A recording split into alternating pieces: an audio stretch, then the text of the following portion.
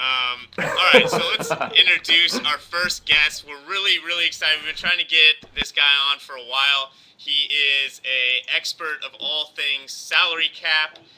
You know him from NBA salary cap FAQs and ESPN. Let's bring on Larry Coon. What's up, guys? How are you doing? Doing good. Hey, you forgot to mention one thing. I'm also Beckley Mason's 1,000th Twitter follower.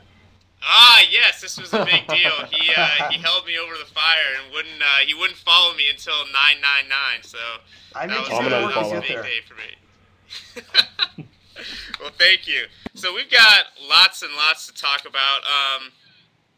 First off, so when you first started writing about the lockout, you were really, and also this is worth noting, Larry's coming to us from heaven. He vacations there with the white background.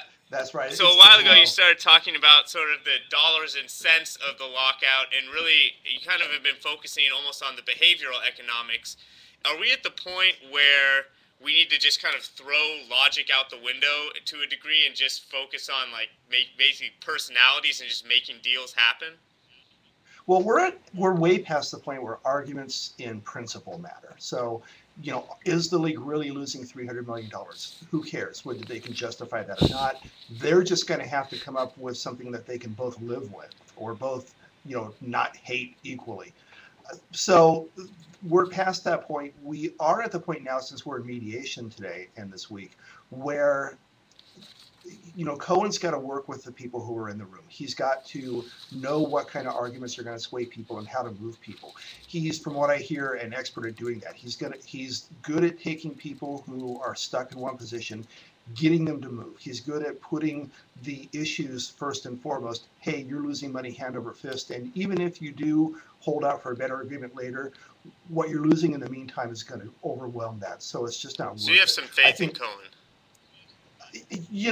I don't know how much faith I should have, because these are two sides who are pretty far apart and they're pretty competitive, and they've been going at this 2 years. And it might be a little naive to think that somebody coming in a couple of days is going to be able to break the impasse. On the other hand, they're going to make a deal eventually. And right. They both want to get something done. You could say that the owners are trying to hold out in order to make the players start losing paychecks and really put their feet to the fire. But they're losing a lot of money in the meantime also. So I think it's in everybody's best interest to get a deal done today rather than later. And I think that, the time might be right. I thought that there was a low likelihood of something happening going in. I think there is a slightly better chance, especially since the meeting went 18 hours or whatever it was, without either side killing one another. So I think there's, it still might be a small chance, but I think it's a slightly better small chance. Yeah, and talk about kind of the leverage that the players have. One of the big things that came out recently was that Memphis is suing the team or suing the NBA for, I guess, sort of like the lost revenues that or the bonds. I don't remember the exact what they're on the hook for, but is this something that's going to give the players real leverage, or is this a court case that kind of doesn't mean much?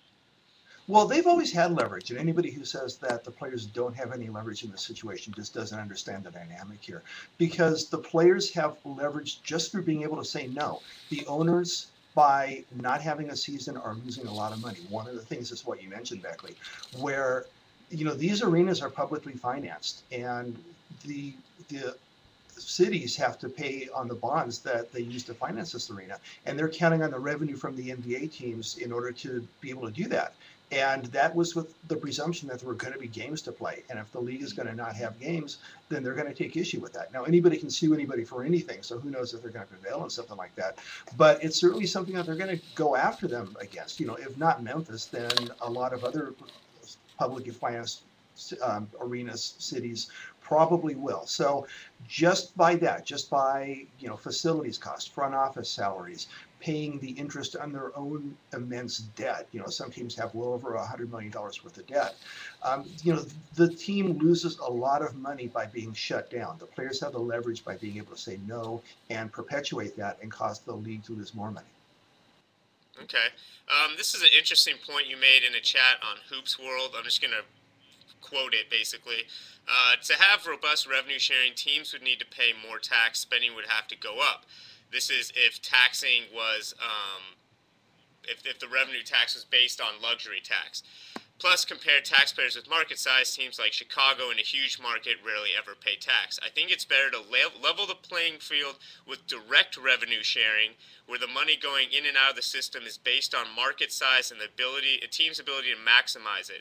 What's the difference between direct revenue sharing and luxury tax revenue sharing?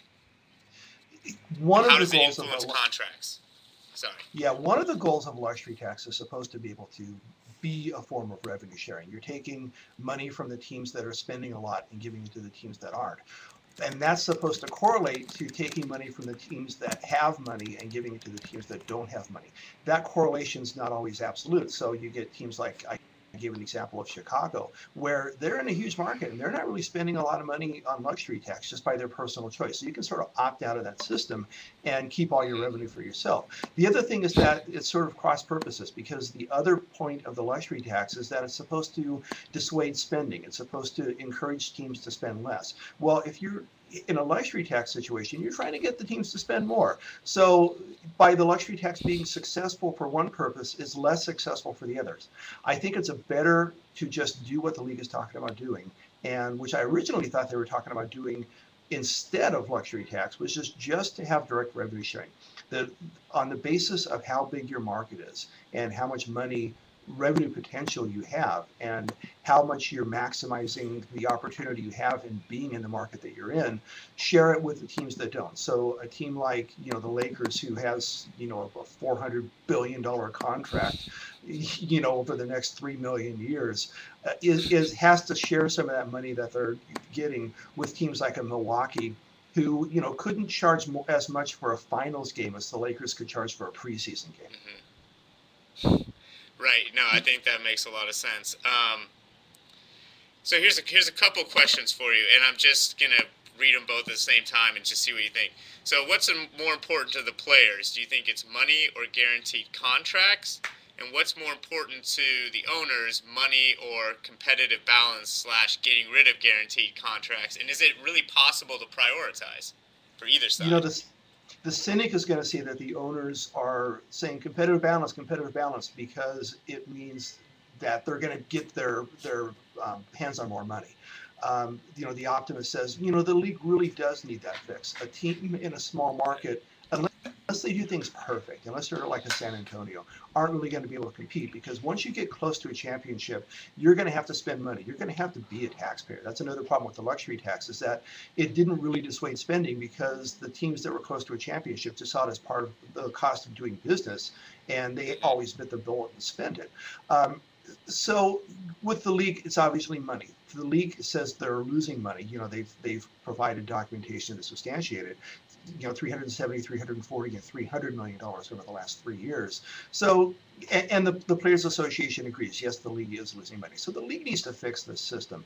And in addition, if you're a small market team, you want to be able to compete on a level playing field with the big market teams. So, that's obviously a thing there too. The players, obviously, money's an important thing, because who wants to be told that they're going to take a big pay cut?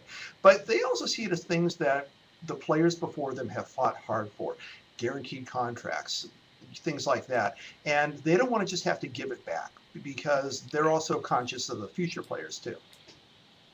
Is there something that the NBA could have offered that would have, I don't know if in the form of, incredible retirement benefits, or it seems like the NBA has had opportunities to offer, I don't know what it would be, but to offer things to the players instead, to say, okay, we need this to even out the league, or this is our goal. And in response, we'll give you this. And it doesn't seem like the other side has been there. The give you this has been something the players already had. So what is there something you think the NBA could have done to sweeten the deal a little bit? I don't know if there's enough sweetener out there to make up for the fact that they're asking them to take, a 7 or more % cut of the total revenue. Right. So, what are you going to offer them? The age limit, take it back down to 18, so what?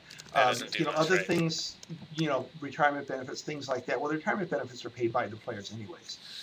So I don't know what would be out there. Yeah, that's a good point.